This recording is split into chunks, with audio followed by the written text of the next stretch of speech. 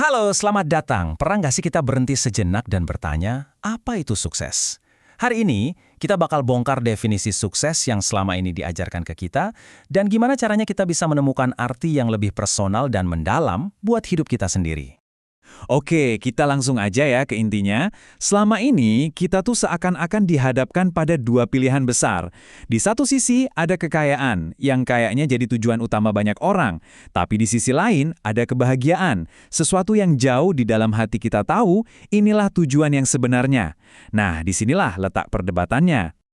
Tapi, kenapa ya rasanya banyak dari kita yang terus-terusan ngejar target yang salah? Yuk, kita coba bedah bareng-bareng, kenapa sih masyarakat kita tuh sering banget menyamakan pencapaian hidup dengan seberapa banyak harta yang kita punya? Nah, ini yang menarik. Ide bahwa sukses itu diukur dari apa yang kita miliki, itu udah kayak naskah hidup yang ditanamkan ke kita tanpa sadar. Skripnya ya gitu-gitu aja kan. Sekolah yang benar, cari kerjaan gaji gede, beli rumah, beli mobil, dan terus. Ini narasi yang kuat banget, tapi bisa jadi juga sangat menyesatkan. Oke, sekarang coba kita lihat dari sisi yang lain.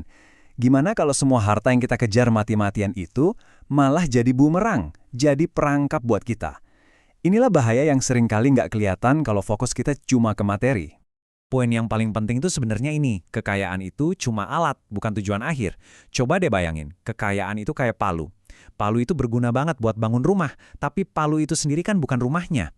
Nah, masalahnya muncul waktu kita mulai memuja-muja palu itu dan lupa sama tujuan awalnya, yaitu membangun rumah yang nyaman.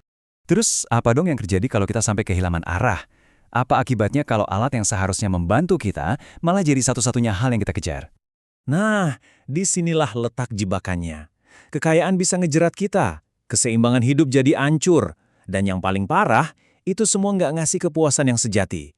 Yang ada cuma perlombaan tanpa akhir buat ngejar kata lebih. Lebih banyak, lebih besar, lebih mewah, tapi nggak pernah terasa cukup. Oke, kalau ngejar kekayaan doang itu bisa jadi jebakan. Terus solusinya apa dong?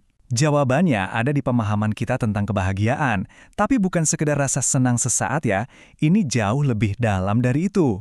Jadi, kebahagiaan sejati yang kita maksud di sini tuh bukan rasa seneng pas beli barang baru atau pas postingan kita banyak yang suka. Bukan itu. Tapi ini lebih ke kemampuan kita buat benar-benar paham dan menghargai nilai dari kehidupan itu sendiri. Ini soal menemukan makna, bukan cuma ngumpulin momen. Terus gimana cara nemuinnya? Sebenarnya dimulai dari hal-hal yang simpel banget. Coba deh mulai hargai prosesnya, bukan cuma hasilnya. Temukan kebahagiaan di hal-hal kecil, kayak nikmatin kopi pagi tanpa buru-buru. Dan yang paling penting, belajar untuk bersyukur atas apa yang udah kita punya sekarang. Dan hasilnya? Luar biasa! Kalau kita punya fondasi ini, kita nggak akan gampang goyah sama standar orang lain. Teman pamer mobil baru, rekan kerja dapat promosi, ya nggak apa-apa. Kebahagiaan kita datang dari dalam, bukan dari validasi luar. Kita jadi lebih merdeka. Cara pandang hidup kita, entah itu yang fokus ke harta atau ke makna, itu nggak muncul gitu aja loh.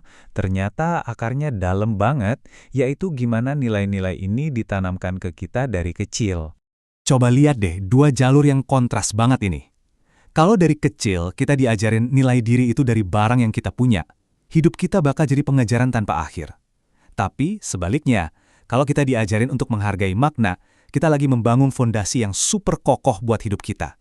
Biar lebih jelas lagi ya hasilnya, jalur kepemilikan itu bikin kita cemas terus-terusan, capek, dan selalu ngerasa kurang. Sementara jalur makna itu membangun ketahanan mental.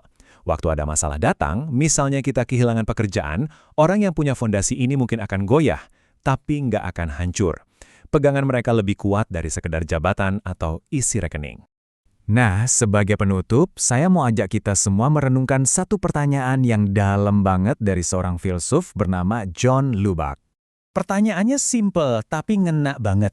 Kalau kebahagiaan adalah hal yang memberi makna pada hidup, kenapa kita sering banget menempatkannya di nomor 2 setelah kekayaan? Coba deh kita renungkan bareng-bareng. Jadi, pada akhirnya, semua balik lagi ke kita masing-masing. Di antara semua suara dan tuntutan di luar sana, apa sih ukuran kesuksesan yang sejati untuk kehidupan yang benar-benar ingin kita bangun? Terima kasih sudah menyimak.